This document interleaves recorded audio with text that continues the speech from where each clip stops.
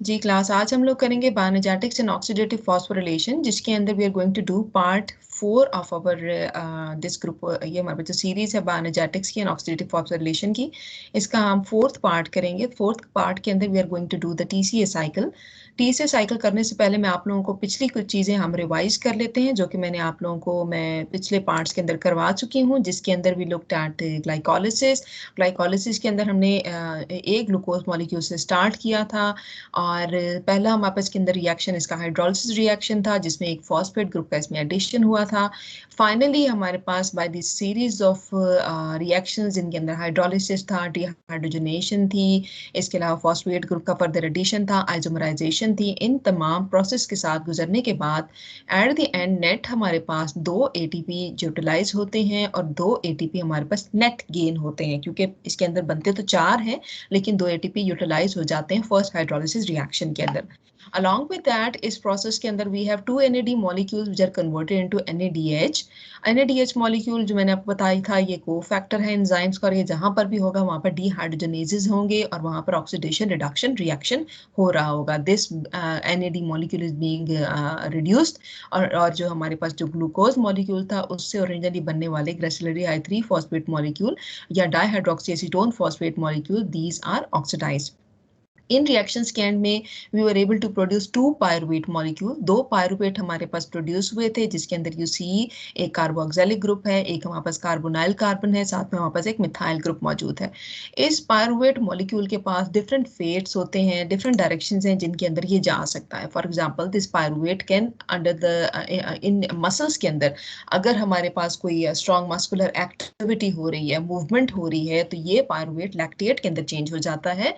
The process is known as fermentation. Result में it produces carbon dioxide, और lactate is responsible for muscle fatigue. जब हमारे पास मतलब relaxing condition आ जाती है, जिसके अंदर जब हम रेस्ट करते हैं, this lactate it changes back into pyruvate. ये जो हमारे पास प्रोसेस है पायरुवेट की conversion into lactate, and this जिसको हम फर्मेंटेशन का नाम भी दे रहे हैं, ये हार्मोनल कंट्रोल के अंदर होती है, जिसके अंदर insulin, epinephrine, nor epinephrine, glucagon, ये हार्मोन्स इंपॉर्टेंट रोल प्ले करते हैं कि अगर पायरुवेट को हमने इस डायरेक्शन के अंदर पुट करना है, और वो हमने इसको कब पुश करना है, जब हमें एक स्विफ्ट रिस्पॉन्स चाहिए, एक स्ट्रॉन्ग रिस्पॉन्स चाहिए in terms of muscular contraction, right. दूसरा हमारे पास फेट जो मैंने आपको पायरुवेट का बताया था, जो कि मोस्ट कॉमन है, वो डिपेंड करता है एटीपी के कॉन्सेंट्रेशन के ऊपर, या एटीपी के अमाउंट के ऊपर, या फिर हमारी बॉडी की जर्नल एनर्जी रिक्वायरमेंट के ऊपर। अगर एक हमारे पास स्टेट ऐसी है जिसके अंदर फास्टिंग की स्टेट है, तो जितना भी ग्लूकोज हमारी ब्लड स्ट्रीम के अंदर मौजूद होगा, it will move towards the process of cellular respiration. Cellular respiration के अंदर दिस पायरुवेट, ये जो तमाम हमारे पास प्रोसेस है, ये तमाम साइटोसोल के अंदर हो रहा है, और पायरुवेट ये साइटोसोल के अंदर कन्वर्ट हो जाता है into acetyl coenzyme A, and this acetyl coenzyme A is going to enter into the mitochondria, और माइटोकॉन्ड्रिया के अंदर जब ये एंटर होता है, तो then it goes into the TCA cycle, जिसको हम सिट्रिक एसिड साइकिल या ट्राई कार्बोक्सिलिक एसिड साइकिल भी कहते हैं, राइट। और ये जो प्रोसेस है, ये प्रोड्यूस करेगा एटीपी, प्रोड्यूस करेगा reduced form of NADH molecule, produce करेगा एफएडीएच मॉलिक्यूल, प्रोड्यूस करेगा, and in TCA cycle these would be the electron carriers, और ये इलेक्ट्रॉन्स को कैरी करके लेके जाएंगे towards the electron transport chain, और इलेक्ट्रॉन ट्रांसपोर्ट चेन के अंदर फाइनल एक्सेप्टर होगा oxygen. This process cellular respiration takes place in the presence of oxygen, while this lactate formation takes place in the absence of oxygen, right. इसके अलावा मैंने आप लोगों को नेक्स्ट उसके अंदर बताया था कि पायरुवेट जो है वो एसिटाइल कोएंजाइम ए के अंदर कैसे चेंज होता है। यहाँ पर मैंने आपको पायरुवेट डीहाइड्रोजनेज के बारे में बताया था, that is a complex enzyme, और ये complex enzyme 2 set of reaction करता है। एक इसके अंदर रिएक्शन होता है G D carboxylation. D carboxylation के अंदर ये आपके सामने पायरुवेट मॉलिक्यूल का स्ट्रक्चर मौजूद है, और ये pyruvate molecule, let me just turn on my pen, okay, ये पायरुवेट मॉलिक्यूल का आपके पास स्ट्रक्चर मौजूद है। पायरुवेट के अंदर यू सी कि एक हमारे पास ये कार्बोक्सिलिक ग्रुप है, दिस इज एसिड, और ये कौन सा एसिड है, ये एक कीटो एसिड है, ठीक है, ये अल्फा कीटो एसिड है। अल्फा कीटो एसिड वो होते हैं जिनके अंदर एक कीटोनिक ग्रुप मौजूद होता है, ये कार्बोक्सिलिक एसिड वाला ग्रुप मौजूद है, साथ में ये कीटोनिक ग्रुप मौजूद है जो कि अटैच होता है विद अल्फा कार्बन। ये यहाँ पर इसका अल्फा कार्बन है, तो वी कैन से कि this is a alpha keto acid. मैं इसके नीचे लिख देती हूँ कि this is a alpha keto acid, ताकि आप लोगों को आगे जब हम जाके बायोकेम 2 पढ़ेंगे तो वहां पर भी यू विल गेट टू सी हम इसके अलावा जब अमाइनो एसिड्स पढ़ेंगे तो अमाइनो एसिड्स के अंदर भी अल्फा कीटो एक इंपॉर्टेंट ग्रुप है.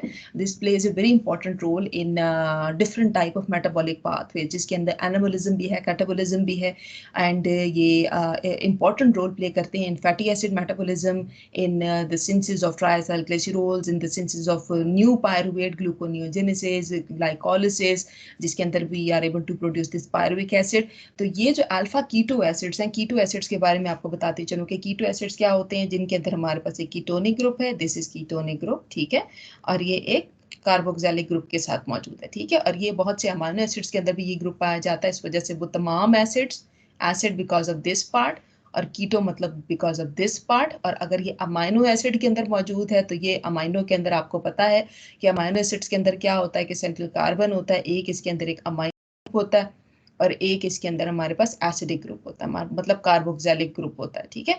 तो ये हमारे पास जो एसिडिक ग्रुप यहाँ पे होता है, ये हमारे पास इसका सेंट्रल कार्बन है, ये प्राइमरी कार्बन है, ये अल्फा अमाइनो है और ये अल्फा एसिडिक ग्रुप है.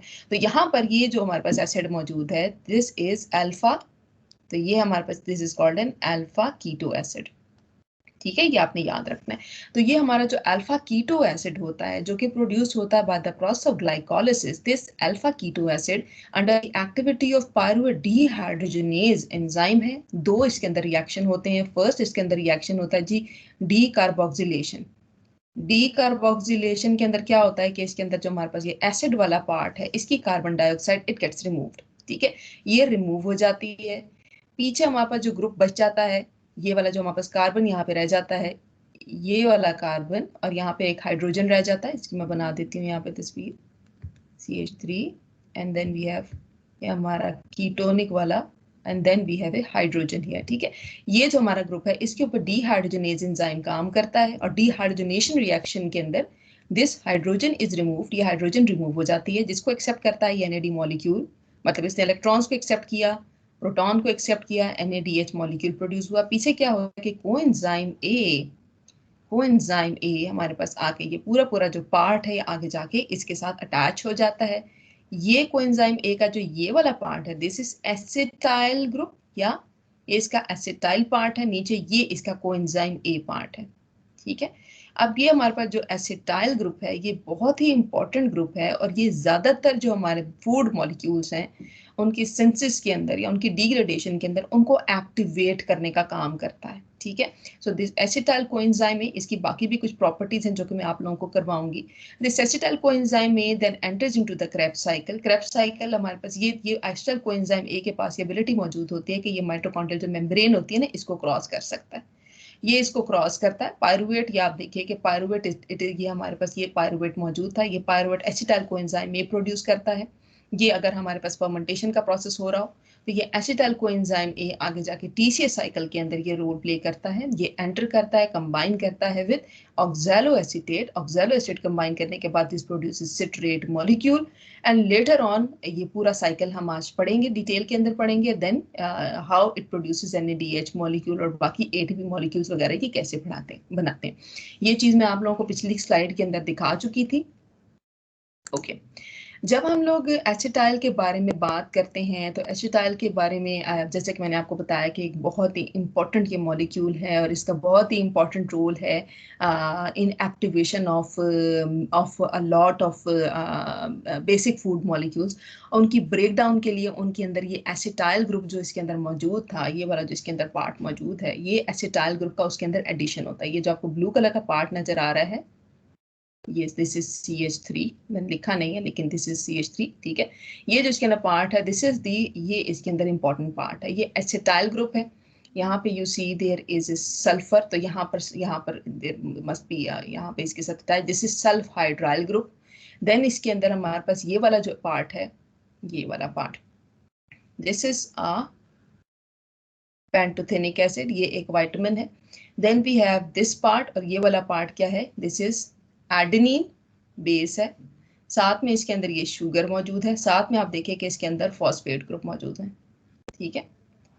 ये इसके अंदर फॉस्फेट मौजूद है. ये इसके अंदर बीटा मर्केप्टो पार्ट मौजूद है, बीटा मर्केप्टो पार्ट इसको कहते हैं, ठीक है. यहाँ पे लिखा नहीं हुआ बीटा मरकैप्टो में इसको लिख देते हैं, ठीक है। तो ये हमारे पास बीटा मरकैप्टो पार्ट है। ये तमाम चीजें इसके अंदर बीटा मरकैप्टो वाला पार्ट, साथ में ये विटामिन ए की ये एक टाइप है पेंटोथेनिक एसिड, इसके अलावा ये फॉस्फोरिलेटेड एडीपी जो हमारे पास मौजूद है डाइफॉस्फेट है, और इसके अंदर भी है दिस फॉस्फेट ग्रुप जो कि इसके यहाँ पर मौजूद है, ठीक है। दिस ग्रुप, ये पूरा पार्ट कोएंजाइम ए बनाता है, और ये इसका एसिटाइल पार्ट है, और ये acetyl part basically important role play करता है, या this is the part which is actually donated, इसको ट्रांसफर किया जाता है या डोनेट किया जाता है for the activation of all the I mean you can say कि जितने भी हमारे पास बायोमोलिक्यूल्स हैं उनकी जब डिग्रेडेशन होनी होती है या फिर उनकी सिंथेसिस होनी होती है, तो उन तमाम चीज़ों के लिए दिस एसिटाइल ग्रुप जो है ये एक इम्पॉर्टेंट रोल प्ले करता है। अब यहाँ पे जो एसिटाइल ग्रुप है ये हमारे पास इस बीटा मरकैप्टो पार्ट, या जिस बीटा मरकैप्टो पार्ट को अगर मैं डिटेल में बताऊं तो this is beta mercapto ethyl amine group है। ये बीटा मरकैप्टो इथाइल अमीन के साथ एक सल्फर के थ्रू लिंक्ड है, तो हम कहेंगे जी this is linked with the help of a sulphydryl bond, ठीक है। और ये एक थायो एस्टर लिंकेज है। ये थायो एस्टर लिंकेज एक हाई एनर्जी लिंकेज होता है। इसका मतलब है कि जब भी इसकी हाइड्रोलिसिस होगी तो रिजल्ट के अंदर बहुत ज्यादा अमाउंट के अंदर एनर्जी प्रोड्यूस होनी चाहिए। देयरफॉर इसकी हाइड्रोलिसिस एक एक्सोथर्मिक रिएक्शन है या एक्सर्गोनिक रिएक्शन है, विच इज ए जिसके अंदर अराउंड 31 किलो जूल्स एनर्जी जो सी है वो जनरेट होती है। ओके अब जैसे कि मैंने आपको बताया कि ये जो हमारे पास कोएंजाइम ग्रुप है, ये इस एसिटाइल के साथ जब हमारे पास अटैच्ड है तो हम कहते हैं जी कोएंजाइम ग्रुप जो है ये एसिटाइलेट हो गया है, मतलब कोएंजाइम का जो पार्ट है इसके साथ एसिटाइल ग्रुप अटैच हो गया है। ये कार्बोहाइड्रेट्स की ब्रेकडाउन के through bye the process of glycolysis ये प्रोड्यूस होता है। इसके अलावा हमारे पास फैटी एसिड्स की जो ब्रेकडाउन होती है जिसके अंदर जो प्रोसेस है उसको बीटा ऑक्सीडेशन कहते हैं, इस प्रोसेस के अंदर भी this is generated. Acetyl coenzyme में इसके अलावा जब ये ब्रेकडाउन हो जाता है, इसका जो एसिटाइल ग्रुप है ये सिट्रिक एसिड साइकिल के अंदर जाता है, और वहां पर जो एसिटाइल ग्रुप है ये ऑक्सीडाइज हो जाता है, रिजल्ट के अंदर कार्बन डाइऑक्साइड बनाता है और वाटर बनाता है, और रिजल्ट के अंदर इसमें प्रोड्यूस होती है ह्यूज अमाउंट ऑफ एनर्जी। इस एनर्जी को अगर मैं एटीपी या जीटीपी के अमाउंट के अंदर काउंट करूं तो टोटल हमारे पास 11 एटीपी प्रोड्यूस होते हैं इस एसिटाइल ग्रुप के कार्बन डाइऑक्साइड और वाटर के अंदर कन्वर्ट होने के बाद, और एक जीटीपी मॉलिक्यूल प्रोड्यूस होता है, राइट। अच्छा अब हमारे पास माइटोकॉन्ड्रिया के अंदर और माइटोकॉन्ड्रिया के बाहर एटीपी का जो लेवल होता है, मतलब ये कि जब हमारे पास एक वेल फेड स्टेट है या फिर हमारे पास एक फास्टिंग की स्टेट है तो उसके अंदर ये एटीपी जो सा होता है ये acetyl coenzyme A, acetylated coenzyme A जो सा है ये किस डायरेक्शन के अंदर मूव करेगा। अगर हमारे पास क्या है जी कि जो ग्लूकोज है उसका अमाउंट एक वेल फिट स्टेट है कि ब्लड के अंदर ग्लूकोज का लेवल बहुत ज़्यादा हाई अमाउंट के अंदर प्रोड्यूस हुआ है, तो रिजल्ट में क्या होगा कि जो ग्लूकोज है उसकी डिग्रेडेशन होगी, हाइड्रोलिसिस होगी, ग्लाइकोलिसिस का रिएक्शन फॉरवर्ड होगा ताकि ग्लूकोज को ब्रेक डाउन कर सके, और क्या होगा कि ये हमारे पास ये पायरुवेट से एसिटाइलेटेड कोएंजाइम प्रोड्यूस होगा and it's going to enter into the citric acid cycle, और टीसीए साइकिल जो है इसको क्या करेगा कार्बन डाइऑक्साइड के अंदर और उसके अंदर कन्वर्ट कर देगा, वाटर के अंदर कन्वर्ट कर देगा, एटीपी की जनरेशन होगी। लेकिन अगर ब्लड स्ट्रीम के अंदर ग्लूकोज का लेवल जो है वो कम होगा तो जो कोएंजाइम ए है ये एसिटाइलेट तो होता है, लेकिन ये एसिटाइलेट होता है by using acetate by an enzyme which is called acetyl coenzyme A synthase. इस प्रोसेस के अंदर भी we are able to produce energy by the process of ये जो एटीपी है वो इसके अंदर इन्वॉल्व होता है। एटीपी के हाइड्रोलिसिस के थ्रू हमारे पास कोएंजाइम ए जो है वो एसीटेट ग्रुप के साथ कंबाइन करता है, और यहाँ पर जो एंजाइम है important that is called acetyl coenzyme A. Okay इसके अलावा ये जो हमारे पास कोएंजाइम ए की जो एसिटाइलेशन है ये एथेनॉल के थ्रू भी होती है, ठीक है। ज्यादातर माइक्रोब्स के अंदर ये होता है, ठीक है। और एथेनॉल्स के अंदर क्या होता है कि हमारे पास एक एंजाइम होता है जिसका नाम होता है अल्कोहल डिहाइड्रोजनेज, वो भी क्या करता है इस कोएंजाइम ए के ऊपर एसिटाइल ग्रुप की एडिशन को करता है, विच मीन्स कि हम ये कह सकते हैं कि ये जो कोएंजाइम ए मॉलिक्यूल है ये हमेशा तैयार होता है वेल फेड स्टेट के अंदर, फास्टिंग स्टेज के अंदर, और even in the absence of all other compound अगर हमारे पास एथेनॉल मौजूद होगी तो ये भी as a source of carbon for the acetylation it's going to be used, and then we have set of enzyme जो कि क्या करते हैं इसको एंजाइम ए के साथ एसिटाइल ग्रुप को अटैच कर देते हैं। इसके अलावा यू नो कि मैंने जब आपको बताया कि बहुत से अल्फा कीटो एसिड्स के बारे में बताया, तो कुछ हमारे पास अमाइनो एसिड्स ऐसे हैं जिनके अंदर यही वाला अल्फा कीटो एसिड वाला ग्रुप पाया जाता है, जिसमें मैंने आपको बताया ना कि ये कार्बन है जो कि डबल बॉन्ड ऑक्सीजन के साथ लिंक्ड है, कीटो ग्रुप है, साथ में इसके कार्बोक्सिलिक ग्रुप है।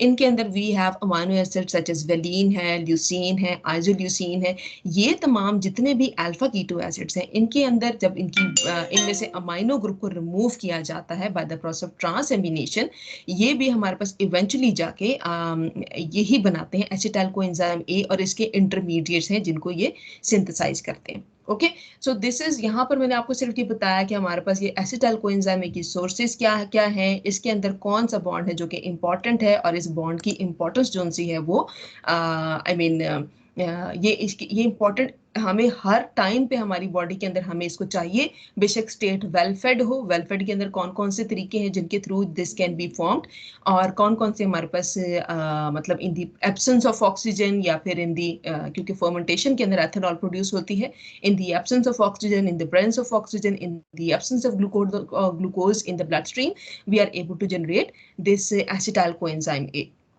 Okay, okay, next हम slide पे जाते हैं, right, okay, right, यहाँ पर we have acetyl coenzyme A, इसकी conversion to carbon dioxide ये किस तरह हो रही है, इनसाइड द माइटोकॉन्ड्रिया मैंने आपको बताया, आउटसाइड द माइटोकॉन्ड्रिया मैंने आपको बताया। इसके अलावा ये जो ग्रीन वाला पार्ट आपको नजर आ रहा है, ये ग्रीन वाला पार्ट हमें इंडिकेट कर रहा है हमारी न्यूक्लियस को इंडिकेट, न्यूक्लियर मेम्ब्रेन को इंडिकेट कर रहा है, और इसके अंदर ये जो आपको थोड़े ये तीन आपको प्रोटीन्स नजर आ रही हैं, these are histone proteins, right.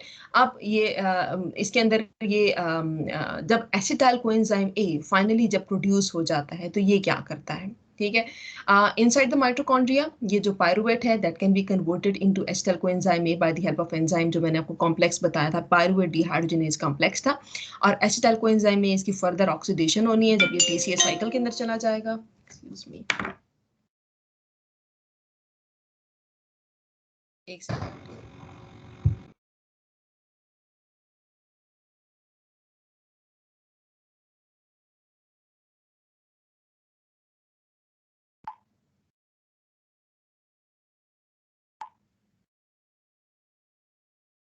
Okay okay, तो मैंने आपको बताया कि जी हमारे पास माइटोकॉन्ड्रिया के अंदर क्या होगा कि ये जो पायरुवेट है ये by the help of activity of pyruvate dehydrogenase complex convert हो जाएगा इनटू एसिटाइल कोएंजाइम ए, और फर्दर इसकी ऑक्सीडेशन होगी TCA साइकिल के थ्रू, और TCA साइकिल के थ्रू के अंदर ये सिंपली क्या करता है कि सबसे पहले ऑक्सैलोएसिटिक एसिड के साथ कंबाइन करता है, और उसके बाद बाय सीरीज ऑफ रिएक्शंस, जो कि यहाँ पर मैंने आपको ब्लैक कलर का साइकिल बनाया हुआ है, ये इसकी सिंथेसिस और degradation in the form of a cycle, this keeps on happening, ठीक है।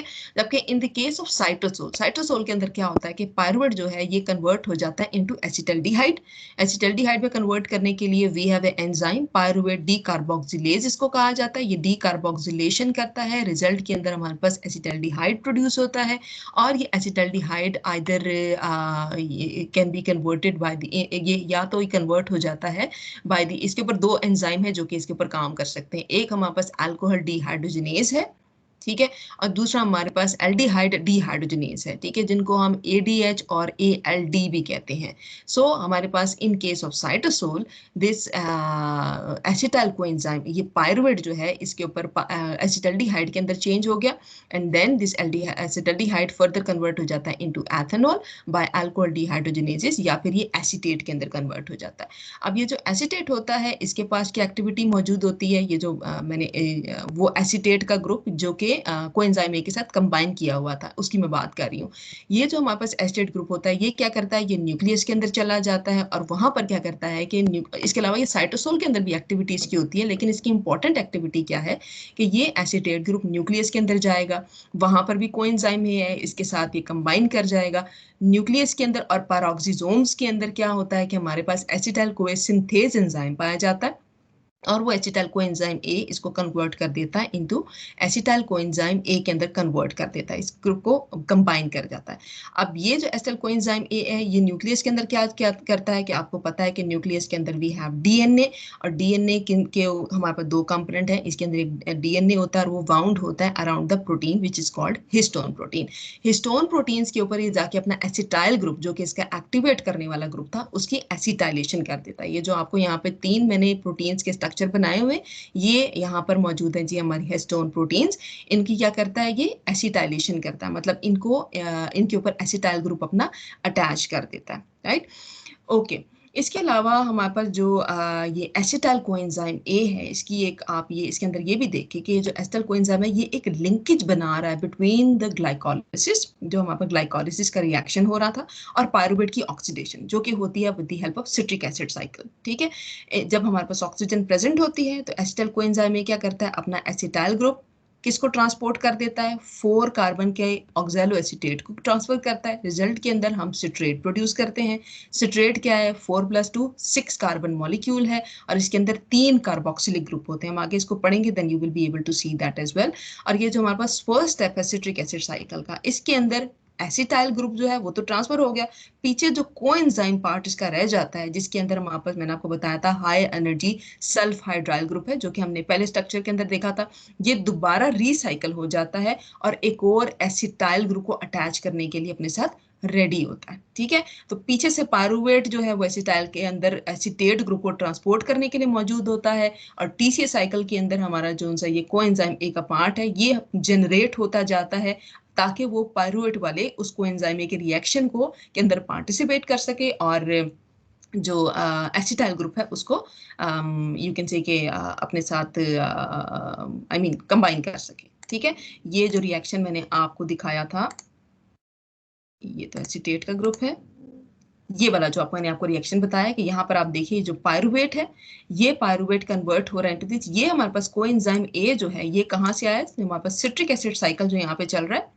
ये यहाँ पर ऑक्सैलो एस्टेट हमारे पास 4 कार्बन था, इसके साथ एसिटाइल वाला सिर्फ ये वाला पार्ट है जो कि कंबाइन किया, जो कि 2 कार्बन है। रिजल्ट में 6 कार्बन हमारे पास ये जनरेट हुआ, और ये कोएंजाइम ए वाला ये पार्ट दिस मूव्स बैक, और ये इस रिएक्शन के अंदर यहाँ पर दिस मूव दोबारा एसिटाइल जो ग्रुप है, एसिटेट जो पार्ट है उसको, ये वाला जो पार्ट है उसको एक्सेप्ट करने के लिए this is ready.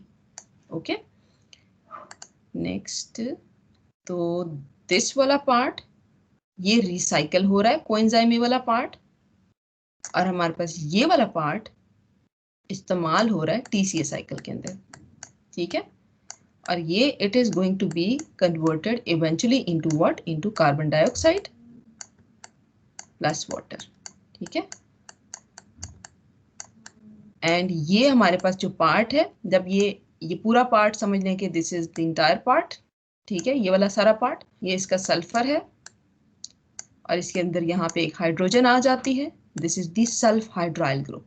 Okay, right, ये हमारा सल्फ हाइड्राइल ग्रुप होगा, ये हमारे पास एसिटाइल के डिफरेंट फेट्स हो गए।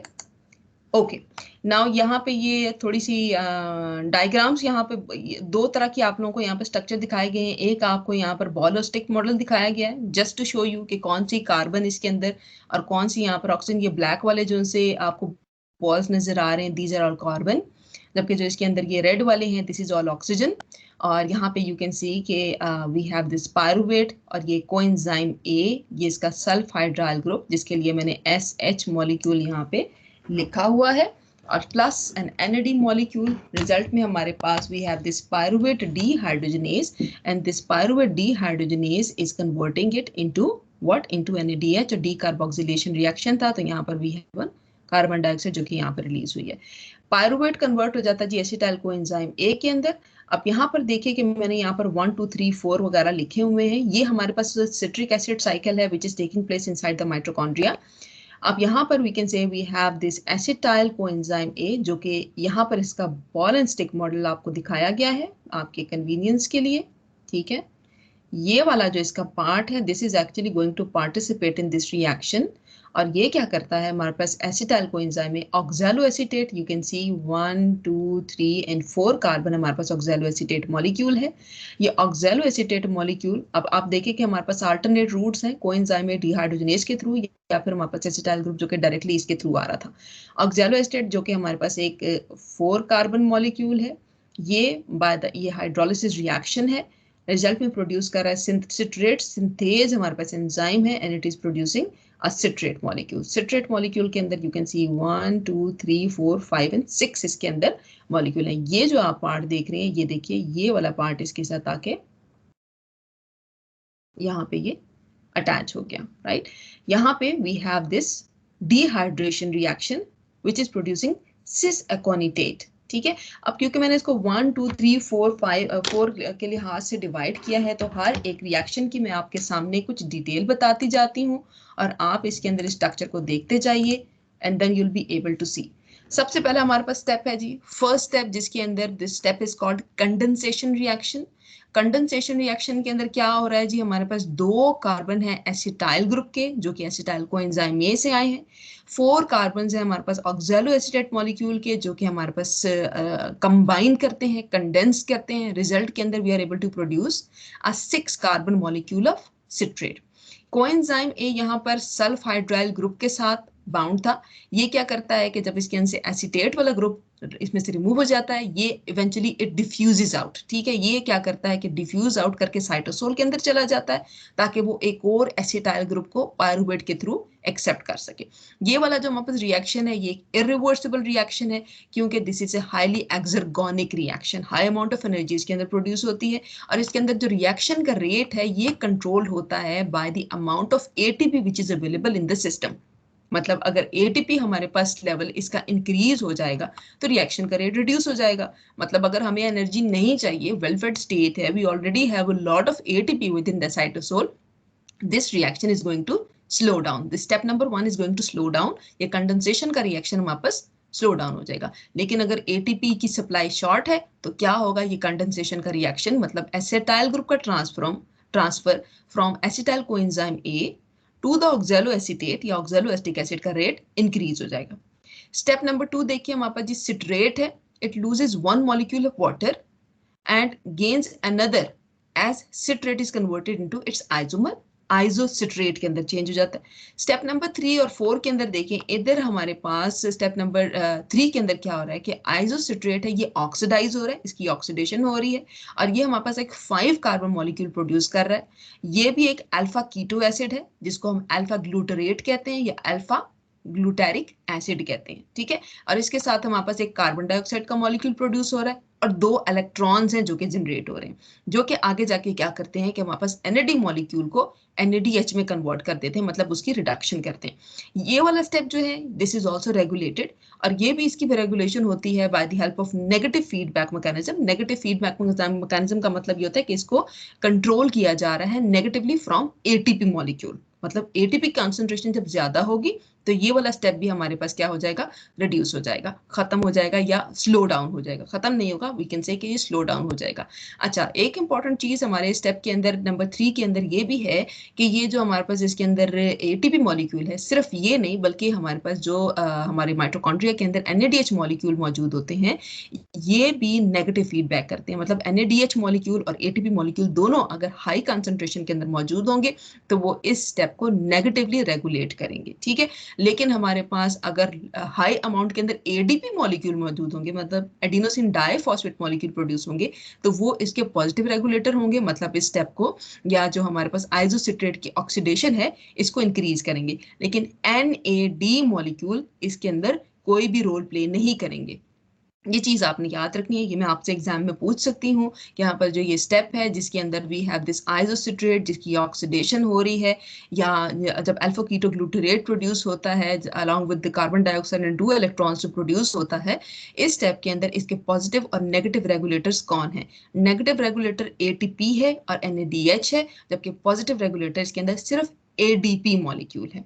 ओके अच्छा, अब ये स्टेप नंबर 3 है और जो स्टेप नंबर 4 है, ये दोनों ऑक्सीडेशन और डीकार्बोक्सिलेशन रिएक्शन को कहा जा सकता है। ठीक है, जिसके रिजल्ट के अंदर हमारे पास क्या प्रोड्यूस हुआ, इलेक्ट्रॉन्स प्रोड्यूस हुए जिन्होंने NAD को NADH के अंदर कन्वर्ट कर दिया। इसके अलावा we were able to produce carbon dioxide molecule.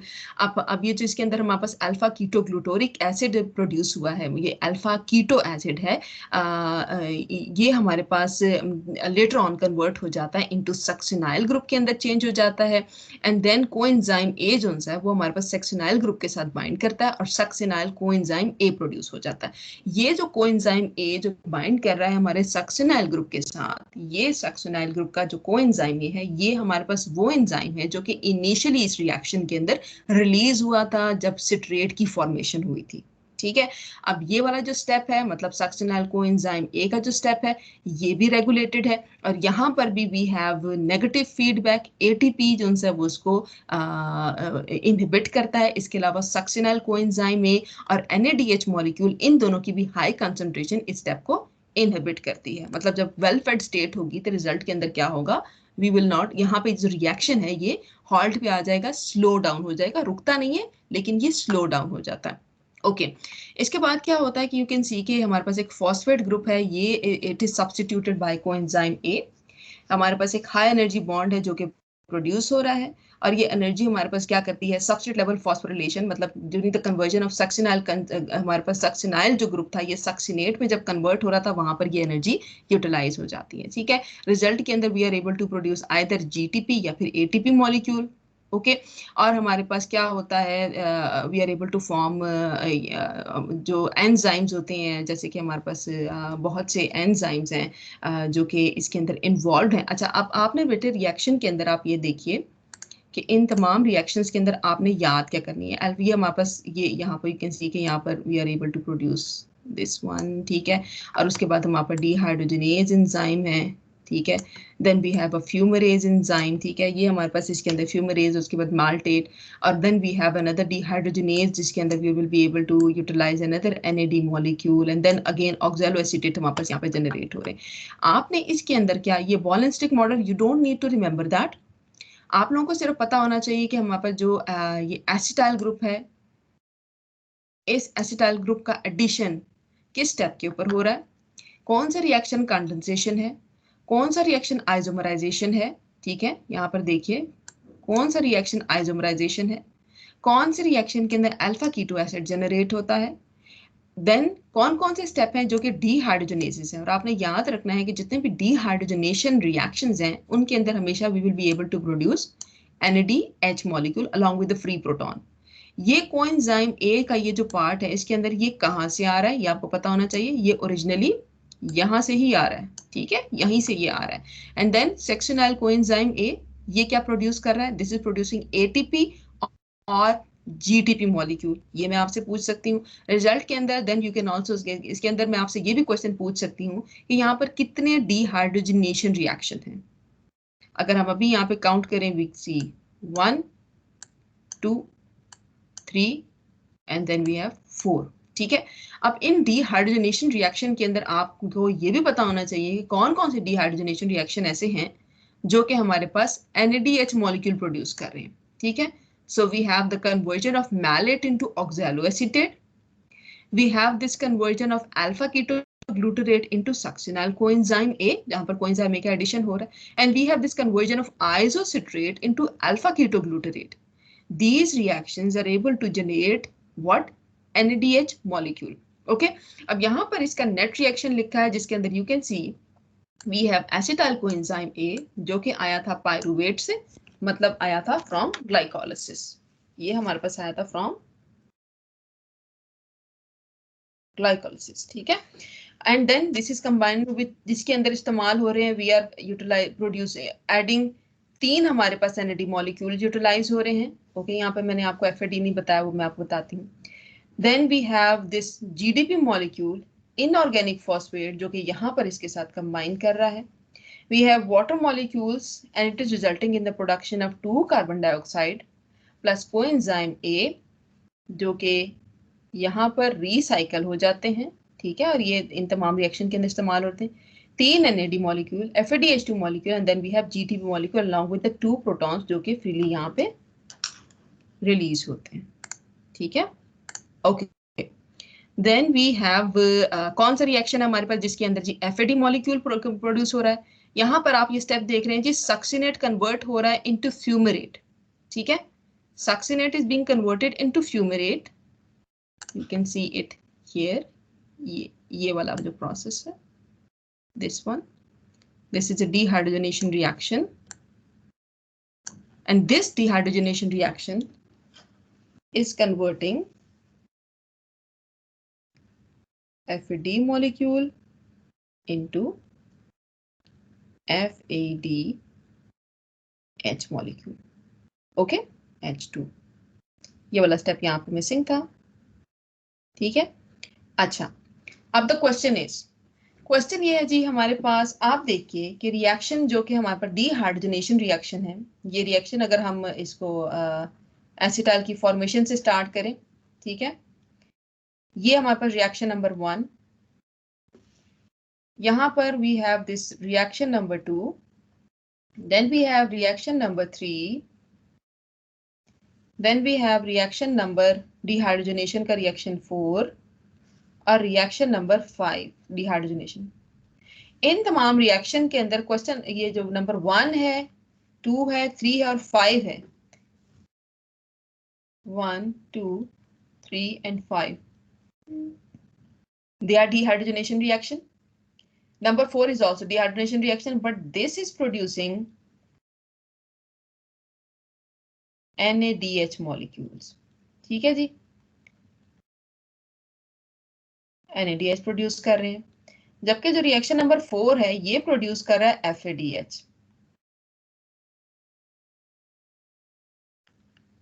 ठीक है, क्वेश्चन ये जी वाई ये NADH मॉलिक्यूल प्रोड्यूस क्यों नहीं करता? ओके, इट कैरीज 2 मार्क्स, ये आपकी क्लास असाइनमेंट है। You are going to find out that among all these dehydrogenation reaction, why succinic acid या succinate की conversion into fumarate by the help of a dehydrogenation reaction, why it is able to produce FADH molecule, why not NADH molecule? ठीक है, NADH molecule ये क्यों नहीं बनाती, FADH molecule क्यों produce करती है?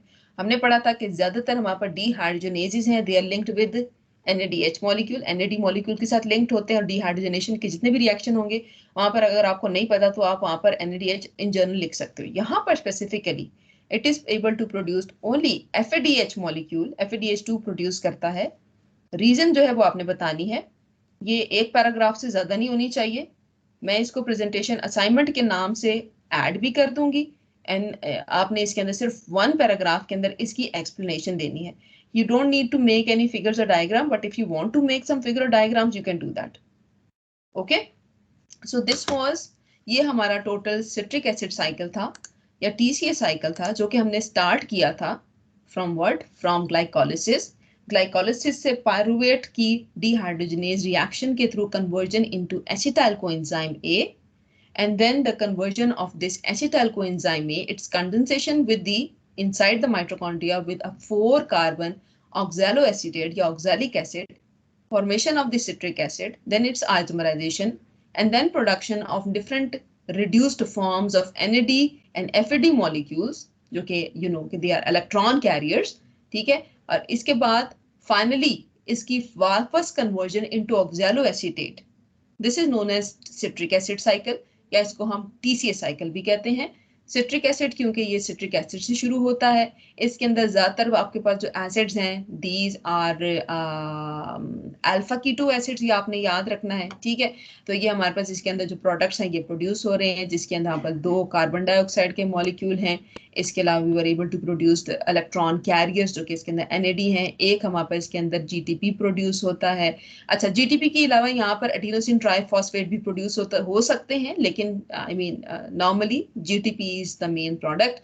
और रिजल्ट के अंदर हमारे पास बहुत से इंटरमीडिएट हैं और ये इंटरमीडिएट जो से हैं ये बहुत से वो अमाइनो एसिड्स हैं जो ये जो सिट्रिक एसिड साइकिल है इसके रिजल्ट में हमारे पास जो इंटरमीडिएट्स प्रोड्यूस होते हैं ये इवेंचुअली किसी न किसी साइकिल के अंदर जा सकते हैं। ये जो आपके सामने यहाँ पर ठीक है इसके अंदर यू हैव सीन के ये इसके अंदर जैसे कि आइजोस ये सिसकोनिटेज है, वी हैव आइजोसिट्रेट है, अल्फा कीटोग्लूटरेट है, स्पेशली ये अल्फा कीटोग्लूटरेट ये हमारे पास यूरिया साइकिल होता है उसके अंदर भी एंटर हो सकता है। ठीक है, then we have this succinyl coenzyme A, succinate है हमारे पास या फ्यूमरेट है, और जो मैलेट है, मैलेट भी हमारे पास इंपॉर्टेंट कुछ बायोकेमिकल पाथवे है। तो ये हमारे पास इसके अंदर जो इंटरमीडिएट्स प्रोड्यूस होते हैं ना सिर्फ ये साइकिल के अंदर चलते रहते हैं बल्कि ये मुख्तलिफ डिफरेंट पाथवेज के अंदर भी यू कैन से कि ये इस्तेमाल हो सकते हैं। आजकल we are doing nitrogen metabolism in biochemistry 2 और वहाँ पर अल्फा कीटोग्लूटरेट और जो मैलेट मॉलिक्यूल है they are playing important role in metabolism of amino acids. So we can also, ये एक और चीज़ मैं आपको इसमें बताना चाहूँगी कि हमारे पास ये जितने भी साइकिल्स हैं, बेशक वो ग्लाइकोलिसिस है, बेशक वो सिट्रिक एसिड साइकिल है, बेशक वो इलेक्ट्रॉन ट्रांसपोर्ट चेन है, इन तमाम प्रोसेसेस के अंदर बनने वाले इंटरमीडिएट किसी ना किसी तरीके से किसी दूसरे साइकिल के साथ लिंक्ड होते हैं. मे बी वो कि कैटाबॉलिक प्रोसेस हो या एनाबॉलिक प्रोसेस हो. तो हमारे पास जितने भी हमारे पास ये साइकिल्स हैं, they are controlled by mechanisms which are dependent on the on hormonal as well as the energy content. मतलब ATP का content या फिर हमारे पास ये इसकी hydrogenated forms of FADH और NAD molecule की जो hydrogenated forms हैं या इनकी dehydrogenated forms हैं, इनकी concentration के ऊपर ये तमाम cycles interlinked हैं and they are all connected with each other. Okay, do you have any question related to this topic today? बेटे कोई क्वेश्चन है तो आप मुझसे पूछ सकते हैं.